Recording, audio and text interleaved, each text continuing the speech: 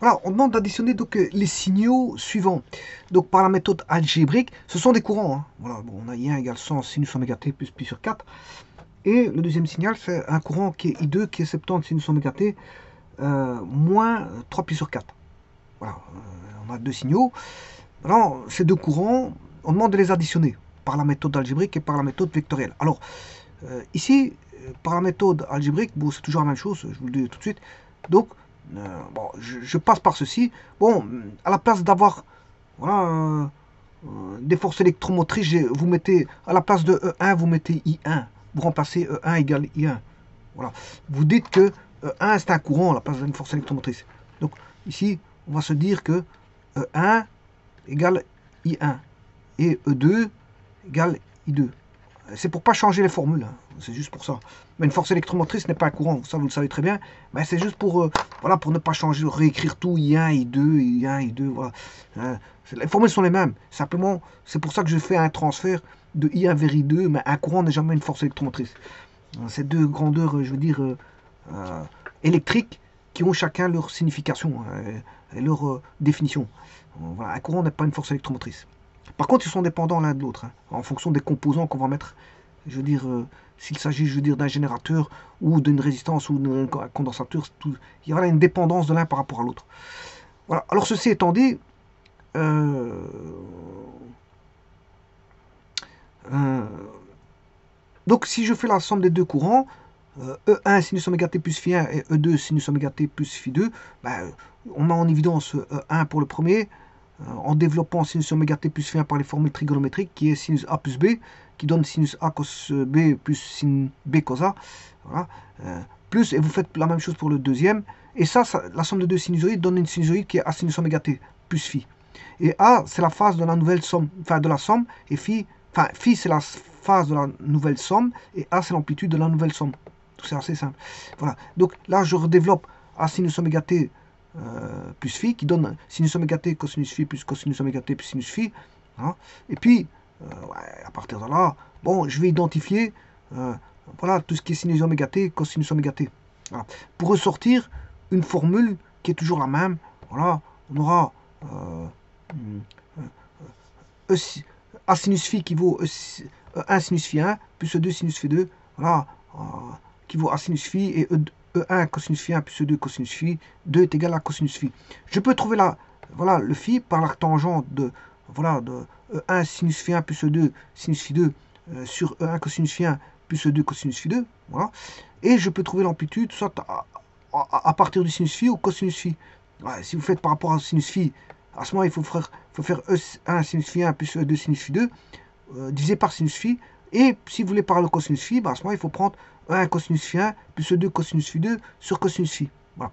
Et à partir de là, on a tout. On a phi et A. Et donc je peux dessiner le signal. Mais donc ici, voilà, je vais changer le signal. Bon, tout a été fait par GeoGebra. Donc on a 100 milliampères, par exemple, ici, supposons que c'est des milliampères. Je vais mettre 10 et 7. Je vais tout diviser par 10. Donc 10 et 7. Donc un courant de 10 et un courant de 7.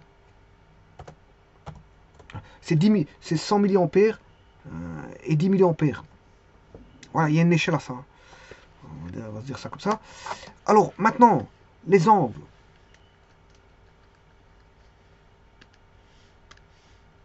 C'est pi sur 4. Alors pi sur 4, c'est 45 degrés pour le premier. Et l'autre, attention, c'est moins 3 pi sur 4. C'est moins 135. On a 3 fois pi sur 4. Moins pi sur 4. Moins pi sur 4, c'est moins pi demi. Et encore une fois, moins pi sur 4, c'est moins 135 degrés. Donc, je dois mettre 45 et moins 135. Donc, je vais chercher 45 degrés.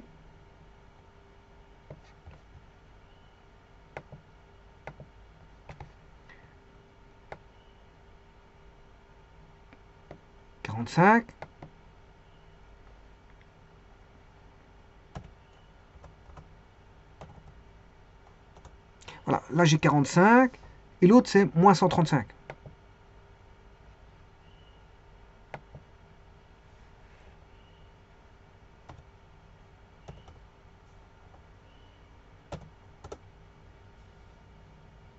Voilà. Alors, je calcule l'angle en radians, voilà, alpha fois pi sur 180, ça fait 0,785. Je calcule, voilà, le bêta, qui est moins...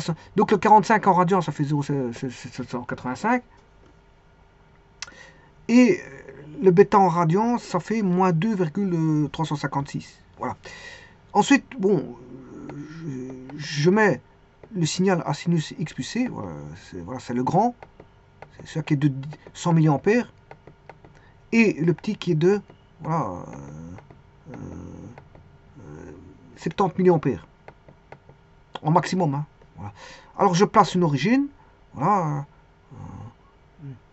je calcule, voilà, E1 sinus phi 1 plus E2 sinus phi 2, qui donne 2,12, et je calcule E1 cosinus phi 1 plus E2 cosinus phi 2, qui donne 2,12, comme par hasard. Et donc, là, ça signifie qu'on aura arctangent phi qui vaut 1. Tangent phi qui vaut 1. Donc, arctangent de 1, c'est 45 degrés. On a 45.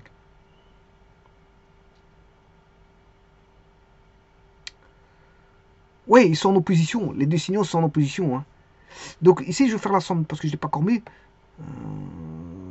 Où est la somme? Alors, je place sur tous les vecteurs. Les vecteurs. Alors, au niveau vectoriel, tout va se passer comme ceci. Voilà, j'ai une coordonnée A qui vaut E1 cosinus phi 1, E1 sinus phi 1, et une coordonnée B qui vaut E1 cosinus phi 1 plus E2 cosinus phi 2. Voilà. En Y, on aura E1 sinus phi 1 plus E2 sinus phi 2. Voilà, donc j'aurai le vecteur OA, le vecteur AB, et puis il suffit de relier le vecteur OB pour avoir la somme. Et c'est ce que je fais ici. Ils sont bien en opposition. Par contre, je n'ai pas mis... Est-ce que le F plus G, est-ce que j'ai mis le F plus G? Non, je vais le faire tout de suite. Parce que je n'ai pas le F plus G. Voilà, et ça c'est la somme. Et effectivement, bon, il devient plus petit. Le signal devient voilà, plus petit. Donc j'ai 45 degrés en angle, vous voyez, c'est bien. Et voilà, le module, il fait 3. Donc c'est un... donc le signal, il vaut quoi? Il vaut 3 fois le sinus de, on va dire, delta x plus, mais delta, je dois le calculer en radian. Donc, où est le delta? Petit instant.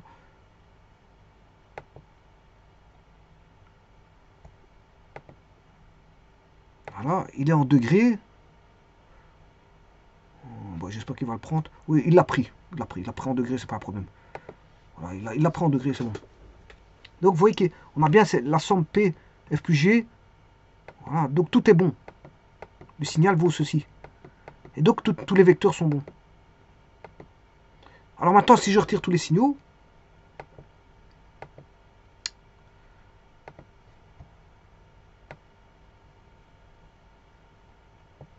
et ne laisser que l'aspect vectoriel, voilà, la somme est en rouge. Hein. La somme est en rouge. Alors on a deux vecteurs en opposition, effectivement. Et donc, quand on fait leur somme, ouais, c'est exact. On a le vecteur AB dirigé à 45 degrés et l'autre, il est à moins 45. Et c'est vrai que quand on fait la somme de l'un par rapport à l'autre, c'est une différence. On fait une différence vectorielle, en fait. On aura une différence vectorielle. Il y en a un, il est à 45.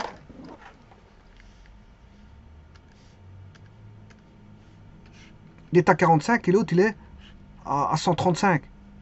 Voilà, par rapport à l'origine ici. Le vecteur OA, OB. Donc, à ce moment-là, ben, on reprend le OA. On retire sa partie ici. Voilà, qui est OB, c'est un vecteur équipolant. C'est un vecteur équipolant à ce vecteur que je vais appeler U. Voilà, c'est U. Voilà, et donc, qu'est-ce qui va rester? Ben, effectivement, à partir de l'origine, il va rester ceci. Là, il est beaucoup plus petit. Et donc, ils sont en opposition de 1. Et même le vecteur somme est en opposition. Ben, je vais vous montrer tout de suite. Donc, on a le A. Le deuxième signal. qui est en opposition et la somme qui est soit ça ou soit ça. C'est la même somme. Et donc ils sont tous en opposition.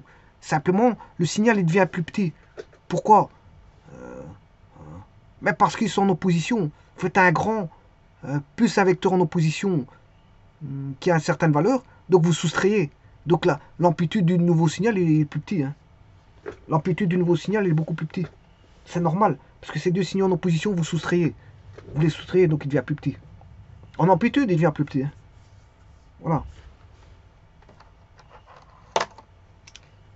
Je vous remercie.